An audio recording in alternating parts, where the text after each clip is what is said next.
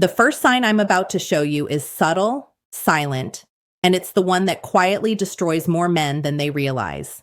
Number 1, the cold silence of her body. There's a kind of silence that doesn't come from words. It comes from the body. And when you've been with a woman long enough, you know that silence. You know when her touch has weight, when her kiss has warmth, when her body is reaching for you without you asking. And you also know when that current goes dead. This is one of the hardest signs to face because it doesn't scream at you, it whispers. You lean in to kiss her, and she turns her face slightly. You touch her shoulder in bed, and she stiffens instead of melting. She says she's tired, but her body isn't heavy with exhaustion. It's heavy with indifference. That difference matters because tiredness recovers with sleep. Indifference doesn't. Here's the truth. Most men don't want to admit. When a woman has been fulfilled by someone else, she doesn't come back to you hungry. She comes back satisfied, and satisfaction leaves no space for you. Imagine trying to light a fire that's already burned itself out. No matter how many matches you strike, the wood stays cold. That's what it feels like when her body has already given itself elsewhere. The mistake men make here is denial. You tell yourself it's just stress or it's age or this is just what happens in long relationships. No, attraction doesn't die of old age. It dies when it moves to another source. If she used to pull you close after work, but now rolls away, that's not routine. It's a signal. So what do you do with this knowledge? You don't beg. You don't push harder. You observe. You test. Instead of chasing, pull back. Watch if the distance shrinks on its own, or if it widens even further. A woman who still desires you will eventually reach out again. A woman who's given herself away will let the silence deepen. Your job isn't to force her body to respond. Your job is to recognize when the response is gone. The shift is painful, yes, but it's also liberating. Because once you stop lying to yourself, you stop wasting energy on a flame that someone else already put out. And here's the problem. If the body doesn't speak to you anymore, don't think the truth will hide, because if her skin has gone silent, her habits will start screaming. If you don't see it in her touch, you'll smell it in her rituals. Number 2, the cleansing ritual. When a woman has been intimate with another man, she doesn't walk through your door carrying the scent of betrayal. She walks in smelling fresh, too fresh. A new perfume that wasn't there before. A shower that lasted longer than usual. Clothes changed for no reason. Underwear swapped in a way that doesn't match the rest of the day.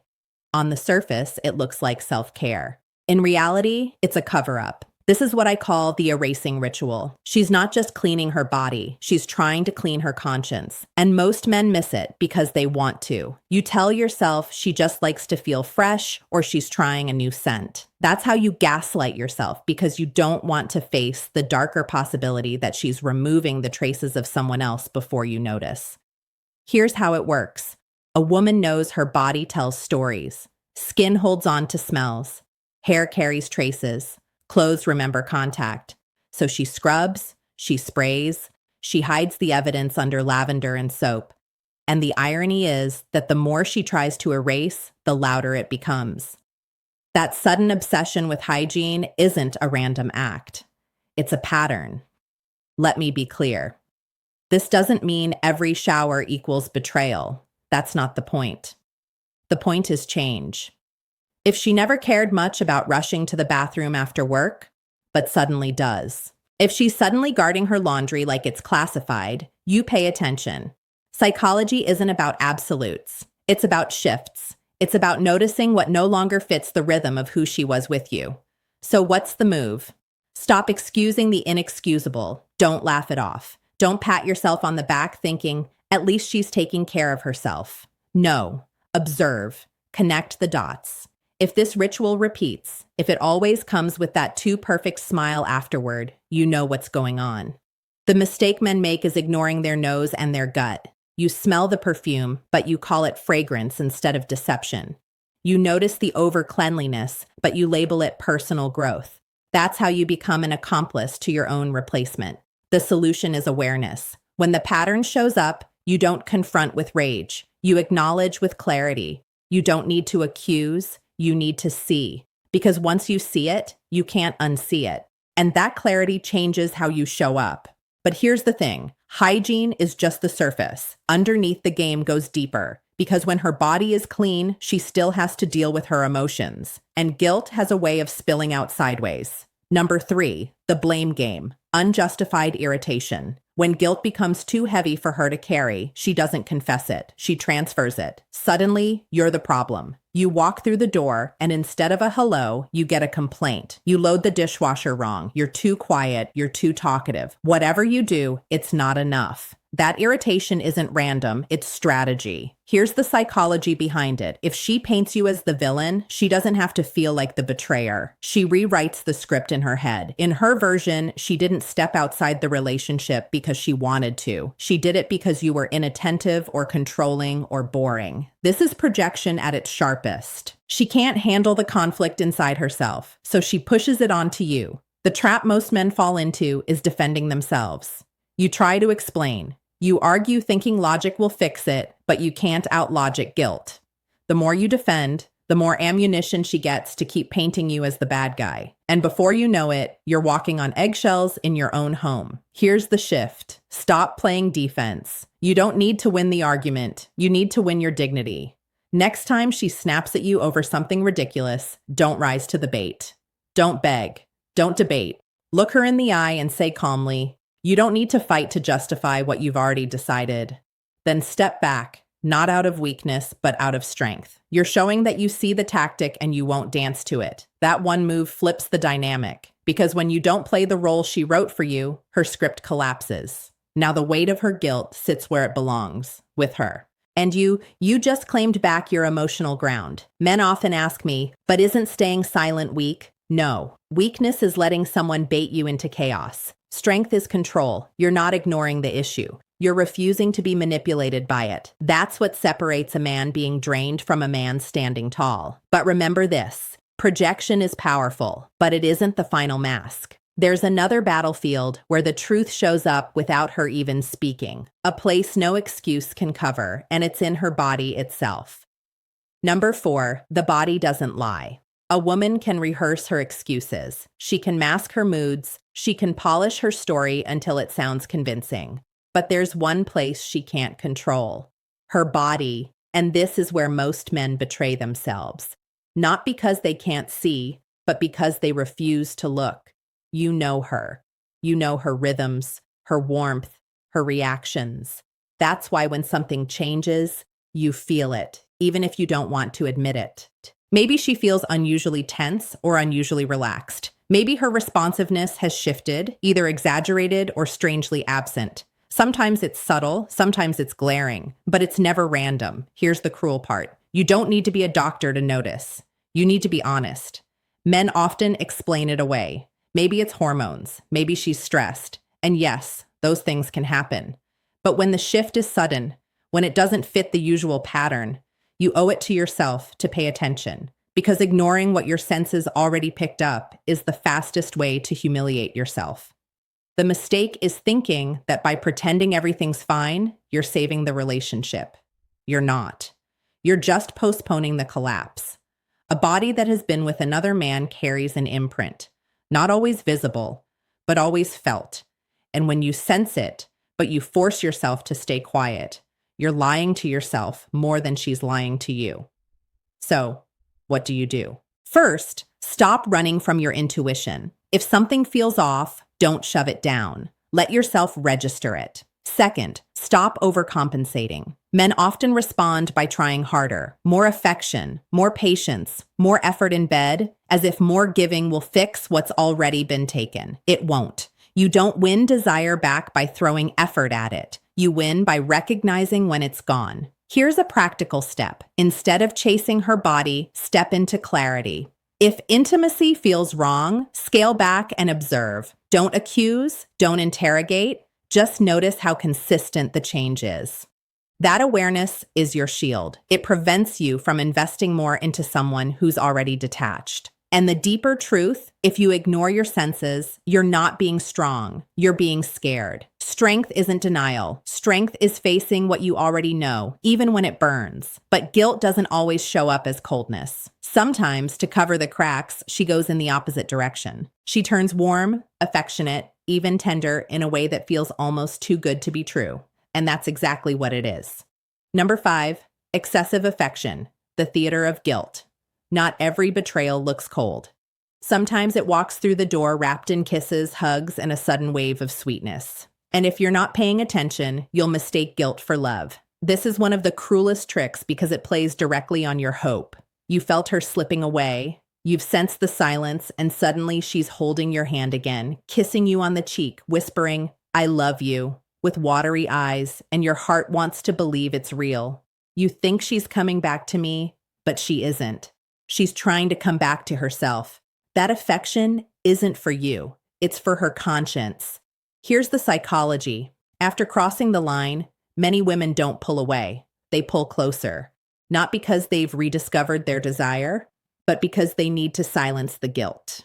Touching you, cooking for you, saying nice words. It's all part of the act. The act isn't to keep you happy. It's to keep her from drowning in self-disgust. The mistake men make is treating this affection like a second chance. You drop your guard. You stop observing. You breathe out in relief. And that's when you lose all leverage. You become the comfort toy, the safe space she clings to while her passion burns somewhere else. You end up holding her guilt, not her love. So, what's the move? Learn to test the source. Ask yourself, does this affection come with consistency or only in waves after unexplained absences? Does she touch you with desire or with obligation? Does she lean in with warmth or does it feel rehearsed, almost exaggerated? Those questions cut through the fog. And here's the tough medicine. Don't reward guilty affection. Don't let her wipe her conscience on your shoulders. You don't need hugs that are born from betrayal. What you need is honesty, even if it's cold. And sometimes the strongest thing you can say is this: I'd rather have your silence than your guilty embrace. That statement isn't for her. It's for you. It's your way of reclaiming self-respect in the face of false tenderness. Because here's the truth. Love doesn't need theater. Real connection doesn't show up only after guilt. If her affection feels like an apology instead of desire, you already know the difference. And once you know, you can never go back to pretending. But if you keep accepting her guilty embrace, the next stage is worse because she won't just touch you without desire. She'll stay with you physically while her mind drifts miles away. Number 6, emotional absence in intimacy. There's a difference between a body beside you and a soul with you. And once you felt that difference, it's impossible to unfeel it. This is the stage where betrayal cuts the deepest. Not because of what she does, but because of what she withholds. She gives you her body, but she no longer gives you herself. Picture this. You're in bed. Everything looks normal. She touches you. She moves. She even moans. On the surface, it's all there. But something is missing. Her eyes are empty. Her energy doesn't sync with yours. You can feel that she's somewhere else, replaying a memory that doesn't involve you. That's not intimacy. That's theater. And here's the brutal truth. A woman who's emotionally absent during intimacy is already gone. You're not making love. You're playing a role in her cover-up. And men who ignore this always tell themselves the same comforting lie. She's just tired or it's stress. But deep down, you know the difference. Tiredness still allows presence. Stress still allows connection. This absence, it's a void. The mistake most men make is pushing harder. You think if I try more, she'll come back. So you give more affection, more patience, more effort, hoping to win her over. But the more you push, the further she drifts because her fire isn't missing. It's burning somewhere else. And every extra ounce of effort you give just teaches her one thing. She doesn't need to give anything back. So what's the solution? Stop chasing ghosts. Respect yourself enough to notice when her soul isn't with you. Pull back. Say less. And most importantly, don't confuse physical participation with emotional presence. When her spirit has left, your job isn't to drag it back. It's to decide whether you'll keep lying in a bed that feels colder by the night. Here's a simple step. Next time you sense that absence, don't cover it with more effort. Pause, look at her, and in your mind, tell yourself the truth. I'm not here to beg for connection. I'm here to recognize reality. That shift in mindset alone changes everything. It stops you from being the man who tries to revive a bond that's already been buried. Because being next to a woman who isn't truly with you isn't love, it's humiliation. And if you let that humiliation settle, the next sign will expose it in plain daylight. She won't just leave you emotionally absent in bed. She'll start leaving you physically absent in time. Number 7, the late returns. Empty excuses. When love is real, time bends to make room for it.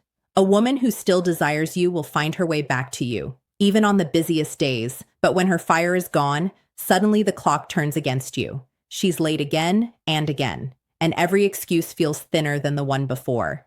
She tells you work ran long, her phone died, a friend needed her. At first, you want to believe it. You convince yourself these are normal things, because yes, life gets messy. But when messy turns into a pattern, when lateness becomes routine, it's not about life. It's about priority. And you're no longer at the top of the list. Here's the psychology. Lateness is more than missing time. It's a test. She's not just running late, she's measuring how much you'll tolerate. She wants to see if you'll question it, if you'll push back, or if you'll keep accepting less while hoping for more. Every time you let it slide, you train her. You teach her that your dignity is negotiable. The trap most men fall into is silence. You see the inconsistency. You feel the sting, but you swallow it. You tell yourself, if I say something, I'll sound insecure. But insecurity isn't asking for respect. Insecurity is pretending you don't notice. So, what's the move? Call it what it is. Not with yelling, not with begging, but with boundaries.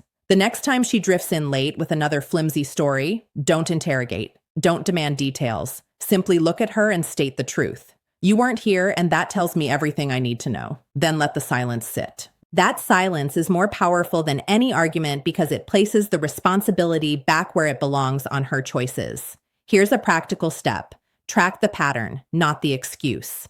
Don't waste time dissecting the details of each story. Instead, pay attention to frequency, to tone, to how your gut reacts every time. Patterns tell the truth, even when words don't. And here's the harsh reality. A woman who still chooses you will always come home. Maybe late once in a while, sure, but not as a habit. If she no longer returns to you, it's because she's already returning to someone else. But lateness is only half the story, because even when she tries to cover it, her own words will betray her. And when her story collapses under its own contradictions, that's when the truth finally breaks wide open.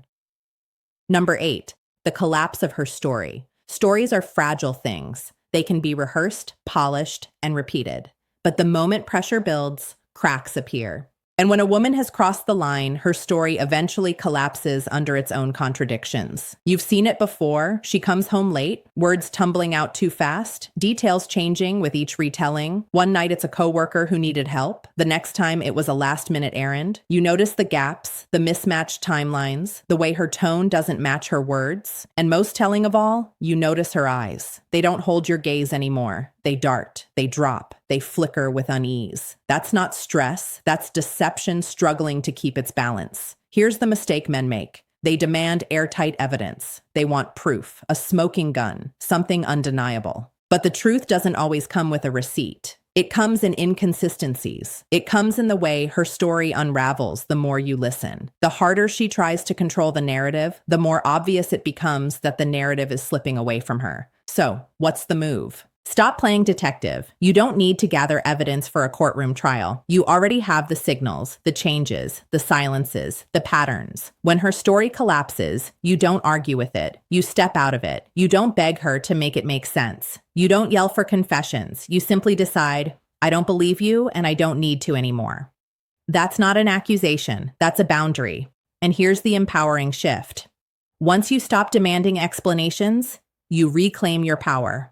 You stop being the man chasing clarity from someone who thrives on confusion. You become the man who sets the line, and the line is simple: respect or nothing. Practical step: practice quiet recognition. The next time her story starts wobbling, don't fill the silence with questions. Let it fall. Don't rescue her from the weight of her own contradictions. That silence is your ally.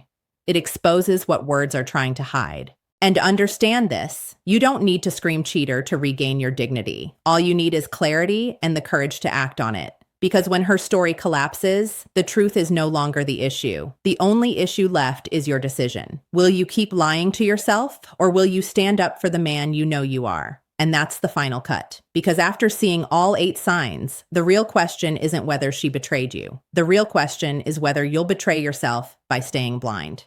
You've just heard the 8 signs. And let's be clear, this isn't about turning you into a paranoid detective snooping around for every tiny detail. It's about opening your eyes so you stop betraying yourself. Because the harshest betrayal isn't what she does in secret. It's what you allow yourself to ignore in plain sight. The goal here was never to catch her red-handed. The goal is to reclaim your dignity, your boundaries, and your power as a man who refuses to settle for less than he deserves. That's why these signs matter. They aren't just clues of infidelity, they're warnings. Warnings that something is off, something needs to be addressed, and that ignoring it will only cost you more of your self-respect. Now, here's the truth most men miss. Not every sign means betrayal is guaranteed. Sometimes distance comes from stress, exhaustion, or years of poor communication. And that's why your job isn't to accuse. It's to test, to observe, and to confront the reality directly. If there's room to repair. You have the conversation. You reset the boundaries. You fight for connection. But if the evidence stacks up, if every sign confirms what your gut already knows, then the most masculine thing you can do is walk away with your dignity intact. Because love is never worth trading your self-respect. So here's my challenge to you.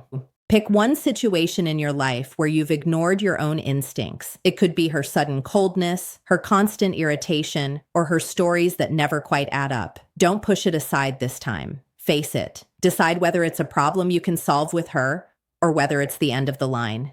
Either way, the decision belongs to you, not to her lies, not to your fears. Before you go, hit subscribe, tap like, and share this video with a man who still refuses to see what's right in front of him. And in the comments, I want you to share your story. Have you ever noticed one of these signs? How did you handle it? Because your story might be the one that wakes up another man before it's too late. This isn't the end of your journey. It's the beginning of taking back what was always yours. Your self-respect, your clarity, and your freedom to choose love without ever losing yourself.